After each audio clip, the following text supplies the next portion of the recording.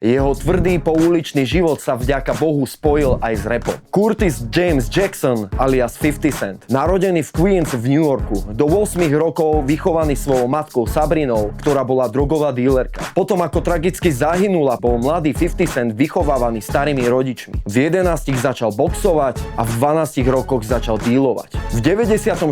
ho kamarát predstavil Jam Master Jayovi z Run DMC. Ten ho naučil, ako počítať bary, písať refrény a tvoriť slohy. Prvýkrát sa objavil na skladbe React od Onyxu v 98.